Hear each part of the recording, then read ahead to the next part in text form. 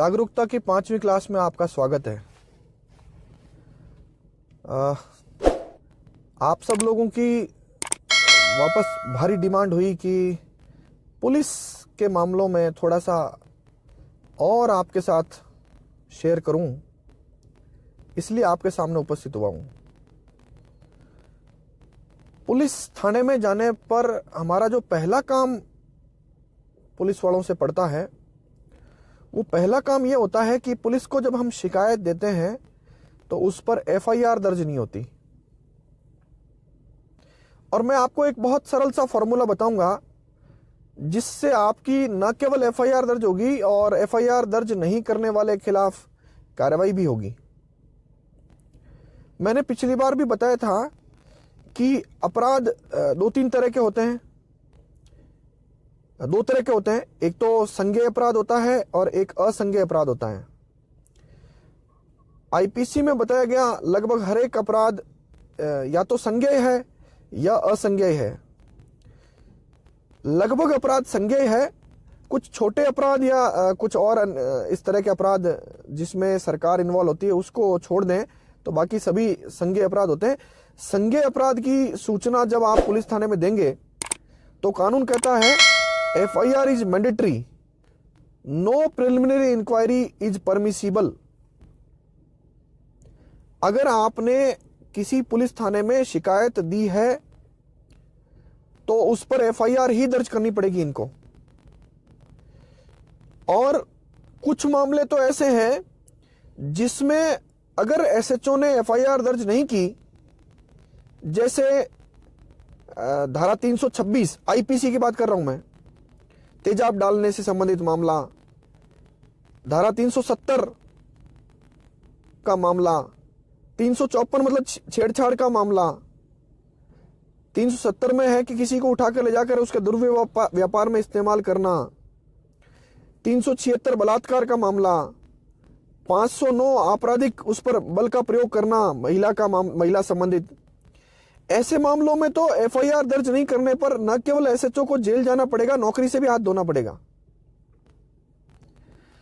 अगर ये जो मैंने 4-5 सेक्शन आपको बताए एसएचओ ने दर्ज नहीं किए और मान लो एसपी के आदेश पर दर्ज हुए या कोर्ट के आदेश पर दर्ज हुए, तो भी एसएचओ की नौकरी जाएगी और एसएचओ को जेल जाना पड़ेगा।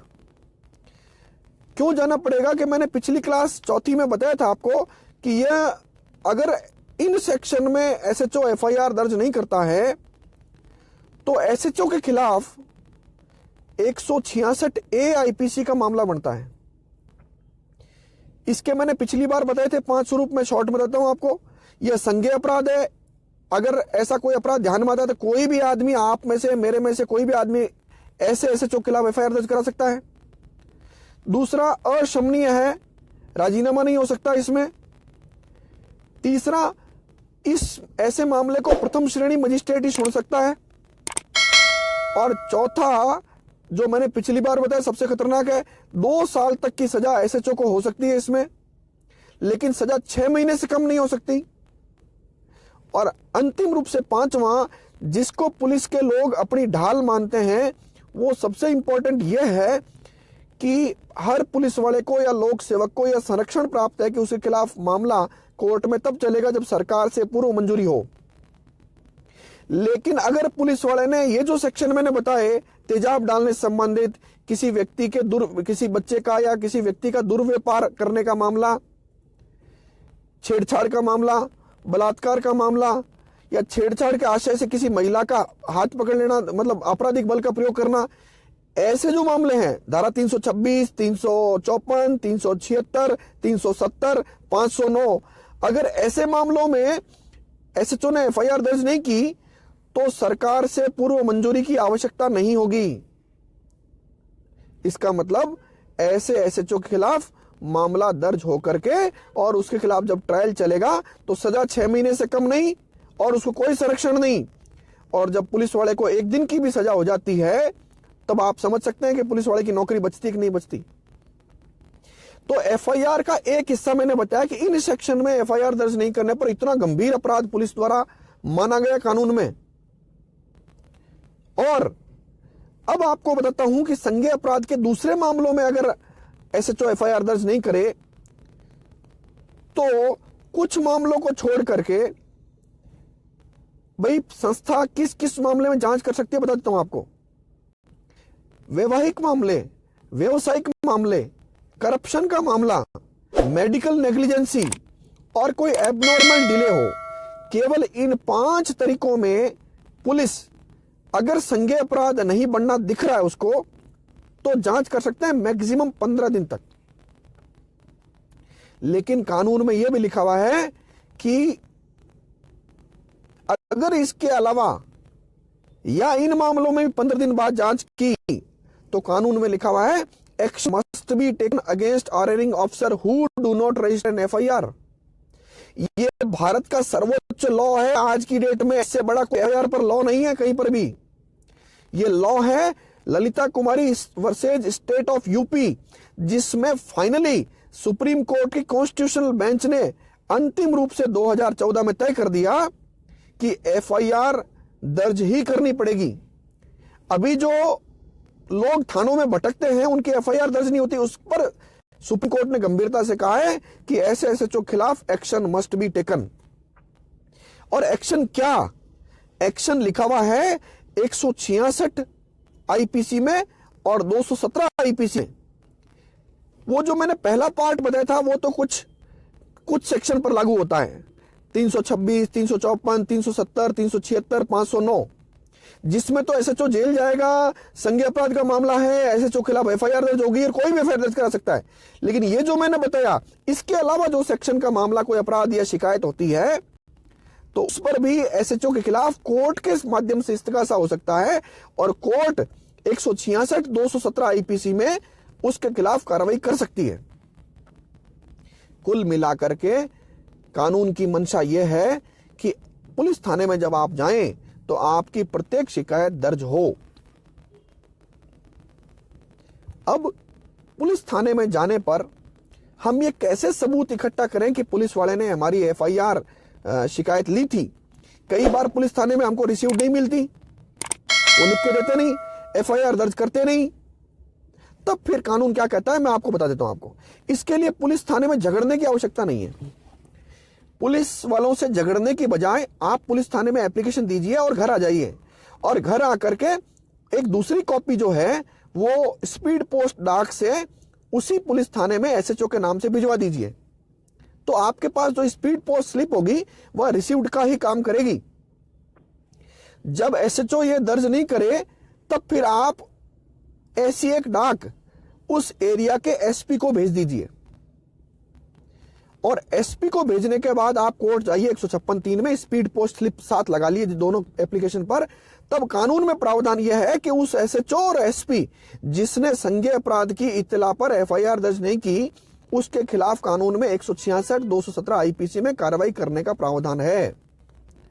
कुल मिलाकर के इस क्लास के माध्यम से मैं उन पुलिस कर्मियों को भी जागरूक करना चाहूंगा कि भैया अंग्रेज चले गए, जमाने बदल गए, अब तो जनता की एफआईआर दर्ज करके सही कार्रवाई कीजिए।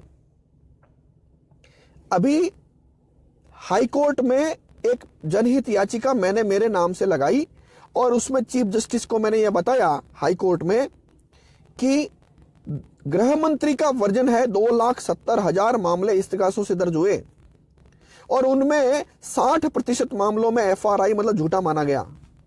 तब मैंने कोर्ट को बताया ये 2,70,000 इस्तिगासे कोर्टों में जो भीड़ हुई ये किन की वजह से हुई? ये उन पुलिसकर्मियों की वजह से हुई जो एफआईआर दर्ज नहीं करते थे। और गृह मंत्री के हिसाब से भी सही मान ले तो 2,70,000 के 40% मामले तो सच्चे थे। उन सच्चे लोगों को थाने में क्यों भटकना पड़ा? उसमें भी एफआईआर दर्ज नहीं हुई। हम जैसे वकीलों ने फीस ली उनसे और कोर्ट के माध्यम से इस्तिगासा कराकर उनको आना पड़ा। तो कुल मिलाकर निर्दोष होते हुए भी जिनके साथ अन्याय हुआ उनकी भी एफआईआर दर्ज नहीं हुई। उस जनहित याचिका को चीफ जस्टिस ने स्वीकार करते हुए सरकार को नोटिस जारी किए हैं। अंतिम रूप से मेरी इच्छा यह है कि राजस्थान के लोग जागरूक हो और पुलिसकर्मी प्रत्येक संज्ञेय अपराध की इत्तला पर एफआईआर दर्ज करे। और मान लीजिए एफआईआर झूठी है तो झूठी बंद कर एफआईआर लगा देवे, और एफआईआर लगा करके कानून में यह भी प्रावधान है कि झूठी एफआईआर दर्ज करने वाले के खिलाफ कार्रवाई का प्रावधान है, वो भी कीजिए आप। कुल मिलाकर के ऐसी झूठी एफआईआर दर्ज कराने वालों की वजह से कई सच्चे सीधे डंके लोग वो क्यों परेशान हो। तो ये जो सारी क्लास है, आप इसमें मैंने लिखा भी है, क्लास के ऊपर आप पढ़ेंगे तो उसमें लिखा है कि एफआईआर दर्ज होना यह आपका अधिकार है। पुलिस थाने में जब आप एफआईआर लेकर जाते हैं और आपको दूसरी कॉपी जो सेकंड कॉपी होती है उस पर रिसीव्ड लेना आपका अधिकार है। मैं साथ में यह भी चाहता हूं कि कानून में इतनी सख्ती हो कि एफआईआर दर्ज हो तुरंत, और एफआईआर अगर झूठी पाई जावे तो झूठी एफआईआर दर्ज कराने वाले खिलाफ भी कार्रवाई हो सख्त, और कानून में और सख्त कर दिया जाए भले ही, लेकिन इससे किसी सच्चे सीधे व्यक्ति को अन्याय होने पर एफआईआर दर्ज होने का जो नहीं होने का जो दंश है वो नहीं भुगतना पड़े। तो इस क्लास 5 के माध्यम से मैंने आपको बताया कि कुछ सेक्शन में एफआईआर दर्ज नहीं करने वाले एसएचओ को जेल जाकर के नौकरी खोनी पड़ेगी, लेकिन जो और अन्य संज्ञेय अपराध के सेक्शन है उन सब में भी अगर आपने एफआईआर दर्ज नहीं की तो भी आपको जेल जाना पड़ेगा और नौकरी खोनी पड़ेगी। अतः इस तरह की पुलिसिंग जो आपने अब तक कर ली वो जमाना चला गया, अब ऐसी पुलिसिंग नहीं चलेगी। तो मेरा आप सभी पुलिस कर्मियों से भी आग्रह है, कोई भी अधिकारी आपको मना करे तो अपनी नौकरी खतरे में नहीं डालना। अपने तो संज्ञेय अपराध की कोई भी शिकायत अगर आपके पास आती है उस पर एफआईआर दर्ज करिए, और वो जो शिकायत करता पीड़ित व्यक्ति आया है उसको सुनिए। कम से कम यहां समस्या नहीं सुनने की आ रही है, अगर आप सुन लेंगे तो भी उसकी पीड़ा कम हो जाएगी। अभी तो पुलिसकर्मी जिस तरह से बात करते हैं वह मर्यादा के अनुकूल नहीं होता, और पुलिसकर्मियों को ध्यान में रखना चाहिए कि हम भी आपके परिवार के सदस्य हैं, हमारी जेब के टैक्स के पैसे से आपको वेतन मिलता है, तो यह सम्मान आपके शब्दों में भी दिखना चाहिए, आपके व्यवहार भी दिखना चाहिए, आपके काम में भी दिखना चाहिए। आप सब लोग एक छोटी छोटी मदद मेरी या ऐसे जागरूक नागरिकों की कर सकते हैं। वो क्या मदद है?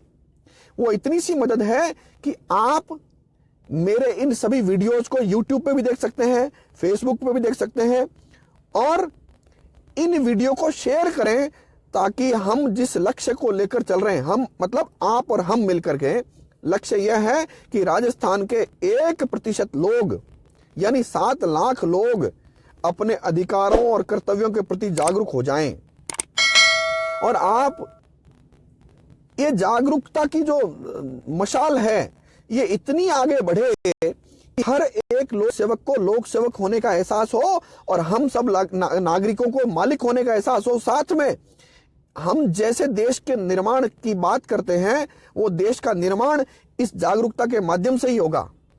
मैंने कई सारी निदान पर विचार किया कि इस देश का भला कैसे हो, तो मैं अंतिम रूप से इस नतीजे पर पहुंचा कि हम नागरिक यानी मालिक यानी लोकतंत्र में हम जो लोग हैं, हमारे जागरूक होने से ही इस देश का सही निर्माण जैसा हम हिंद की जय करना चाहते हैं वैसा होगा। साथ में इस क्लास में अंतिम रूप से एक बात और जोड़ दूं कि बच्चा, बूढ़ा, महिला और विकलांग, अगर इन लोगों को पुलिसकर्मी अनुसंधान के लिए या साक्ष्य के लिए पुलिस थाने या पुलिस के किसी ऑफिस में बुलाते हैं, यह भी सेम अपराध है जैसा मैंने अभी थोड़ी देर पहले बताया। अभी मैंने पिछली क्लास, चौथी क्लास में बताया था कि पुलिसकर्मी गलत अनुसंधान करे तो उसको जेल का प्रावधान है, और यह पार्ट बी था। और मैंने जो अभी लास्ट में बताया कि बच्चा, बूढ़ा, महिला और विकलांग को थाने में बुलाने का, यह पार्ट ए है। और मैंने कुछ सेक्शन बताए 326, 354, 370, 376, 509, इनमें एफआईआर दर्ज नहीं करे तो पुलिसकर्मी का यह पार्ट सी का अपराध है 166 आईपीसी के तहत। कुल मिलाकर के यह कानून में संशोधन 2013 में करके और यह जताया गया है कि पुलिसकर्मी को ठीक काम करना होगा। और ये जो 166 की बात मैं कर रहा हूं, अगर आप लोगों के समझ में आ जाए तो पुलिस आपके साथ अन्याय नहीं कर पाएगी, और मान लीजिए कहीं अन्याय कर भी लिया तो पुलिसकर्मी को इतना बड़ा दंड भुगतना पड़ेगा जिसकी कल्पना आप और हम कर नहीं सकते। लेकिन केवल पुलिसकर्मियों के दंडित से होने से काम नहीं चलेगा, काम चलेगा। हम अगली क्लासेज में और विषयों पर और विभागों पर, अस्पतालों पर, कोर्टों पर हम कई सारे जागरूकता की चीजें हम जानेंगे, तभी देश में बदलाव आएगा, ऐसा मेरा मानना है। आप लगातार मेरा साथ देते रहे हैं और शायद आगे भी देंगे। केवल इस हद तक मेरे को आपका साथ चाहिए कि आप इन सारे जागरूकता की क्लासेज को जनता तक पहुंचाएं, शेयर करने के माध्यम से, अपनी बातचीत के माध्यम से आपस में चर्चाएं करें। और ये जागरूकता के जो मशाल है, जागरूकता का अभियान है, ये हर एक जागरूक व्यक्ति या जो जागरूक नहीं है, जो जागरूक बन सकता है, उस तक पहुंचाने का काम आप मेरी मदद करें। और न केवल मेरी मदद करें, इस जय हिंद के काम में आप सब लोग मेरा सहयोग करें। धन्यवाद, आभार, आपने मुझे सुना। जय हिंद, जय भारत।